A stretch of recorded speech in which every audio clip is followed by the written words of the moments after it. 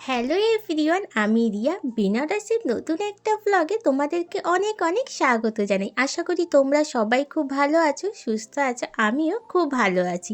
এটা ছিল বেনারসের শেষ দিন। আর কোথাও ঘুরতে গেলে শেষ দিনটা আসলে মন খারাপ হয়, কিন্তু বাড়ি তো ফিরে আসতেই হবে। সেই জন্য শেষ দিনটা খুব যাতে ভালো করে মনে থাকে, সেই জন্য সকাল সকাল আমি আর দিদি দুজনে মিলে বেরিয়ে পড়লাম ঘাটে যাওয়ার জন্য। শুধু ঘাটে ঘোরার জন্যই আসেনি, আশেপাশের জায়গাগুলো যাতে আরেকটু ভালো করে ঘুরতে পারি, এছাড়া দিদির কিছু কেনাকাটা করার ছিল, সেই জন্যেই সকাল সকাল বেরিয়ে পড়েছিলাম। ভেবেছিলাম দোকানগুলো হয়তো খুলবে না, কিন্তু এখানে তো দোকান প্রায় ওই 5টা নাগাদ খুলে যায়। যেহেতু আমরা এখানে কয়েকদিন ছিলাম, আমরা দেখেছিলাম 5টার আগে সব দোকান খুলে যায়। সেই জন্য আমি আর দিদি দুজনে 5:30টার মধ্যে বেরিয়ে পড়েছিলাম হোটেল দিয়ে, আর ওখান থেকে হেঁটে ঘাট পর্যন্ত চলে এসেছিলাম।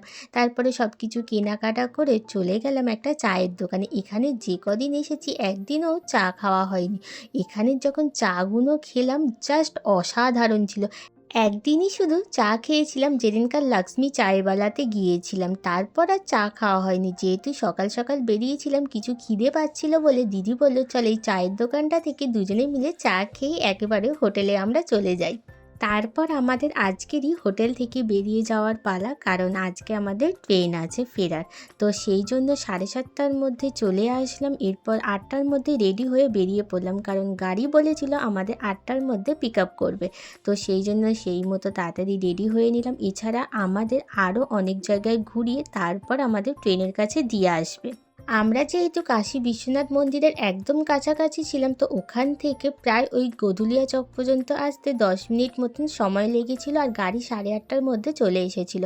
তো 8:30টার মধ্যে আমাদের গাড়ি পিক আপ করে নিল। তারপরে ওখান থেকে আমাদের যে জায়গাটায় প্রথমে ঘুরতে নিয়ে আসলো সেটা হলো বিন্ধ্যাবাসিনী মন্দির, যেটা বিন্ধ্যাচল পর্বতের ওপরে অবস্থিত। এটা সতীর 51টা পীঠের মধ্যে একটা পীঠ, যেটা সতীর বাম হাতে বৃদ্ধাঙ্গুলি পড়েছিল। তো এই মন্দিরটা আসার আমার খুব ইচ্ছা ছিল, তাই জন্য এই মন্দিরটা আমি ঘোরার মধ্যে অ্যাড করেছিলাম।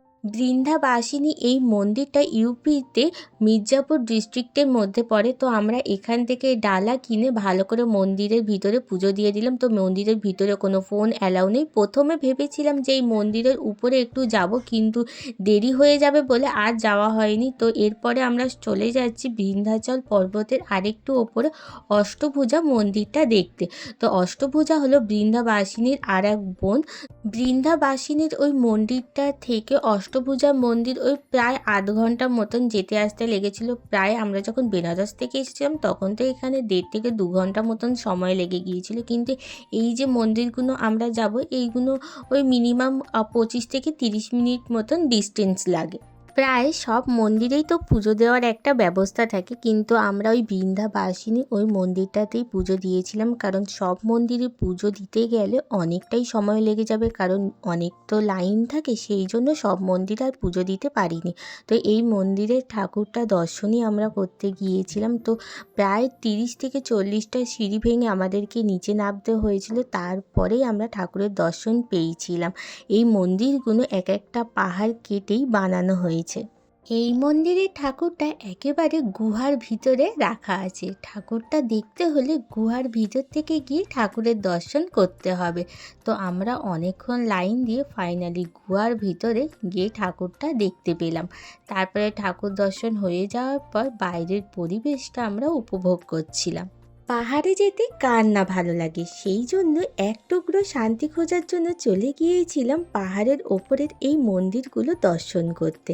তারপর পাহাড়ের ওপর থেকে চারিপাশে এই ঘন জঙ্গল দেখতে আরও ভালো লাগছিল। প্রাকৃতিক সৌন্দর্যগুলো দেখে মন একেবারে ভরে যাচ্ছিল।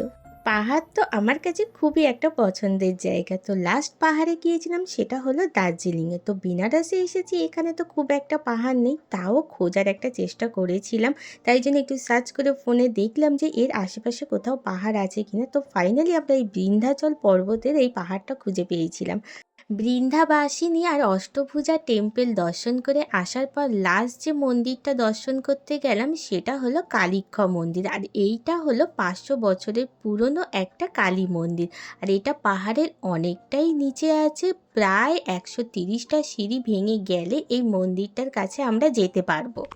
130টা সিঁড়ি ভেঙে ফাইনালি মন্দিরটার কাছে পৌঁছালাম, কিন্তু যাওয়ার পর গিয়ে দেখলাম ওখানে বিশাল লম্বা লাইন পড়েছে মন্দিরে পুজো দেওয়ার জন্য। কিন্তু আমরা ডালা কিনিনি, আমাদের উপর থেকে বলা হচ্ছিল কিন্তু আমাদের তো ট্রেন আছে 5টা 15-তে, তাড়াতাড়ি যেতে হবে, আবার এতগুলো সিঁড়ি ভেঙে আবার ওপরে যেতে হবে। তো আমরা ঠাকুরটারও দর্শন করতে পারিনি, এত ভিড় ছিল নিচে। তাও একটা সাইড থেকে ঠাকুরের মূর্তিটা দেখা যাচ্ছিল, সেই ঠাকুরটাই দর্শন করে চলে এসেছিলাম। তারপরে আরেকটা ওখানে মন্দির ছিল, সেই মন্দিরটাও দর্শন করে আমরা ওপরে চলে আসলাম। তারপর গাড়ি করে ফাইনালি আমাদের স্টেশনে আসতে ওই 1.5 থেকে 2 ঘন্টা মতন সময় লেগে গিয়েছিল। তো এখানে আসার পর খুব জোর তো খিদে পেয়েছে, দুপুরে তেমন কিছু খাওয়া হয়নি, তাই জন্য এখান থেকে নিয়ে নিলাম একটা কেক। আর তারপরে আমাদের ট্রেন ছেড়ে দিল ওই তখন বাজে 6টা। কারণ এখানে এসে এতক্ষণ যে ট্রেন দাঁড়াবে সেটা আমরা ভাবতেই পারিনি, তাহলে আরেকটু ঠাকুর দর্শন করে ভালো করে ঘুরেই আমরা আসতাম। ট্রেন সময় মতন স্টেশনে চলে এসেছিল, আর একটু দেরিতেই ছেড়েছিল। তখন একটু মনে হচ্ছিল যে আরেকটু যদি বেশিক্ষণ থাকতে পারতাম, কারণ ওখান থেকে ফিরে আসতে মনটা তো খুবই খারাপ হচ্ছিল, কারণ কোনো জায়গা থেকে ফিরে আসতে গেলে তখন মনটা একটু খারাপই হয়। তো তারপর যেদিনকার আমি ফিরি সেদিনকার ছিল সরস্বতী পুজো, তো সবাই দেখছিলাম শাড়ি পরে ঘুরতে বেরিয়েছে, মনটা তখন একটু খারাপই লাগছিল। তারপর ভাবলাম যে না, আমি তো খুব সুন্দর একটা জায়গা থেকে ঘুরে এসেছি, তখনই মনটা ভালো হয়ে গেল। আজকের ব্লগটা এই পর্যন্ত, দেখা হবে নেক্সট আর একটা ব্লগ নিয়ে। টাটা।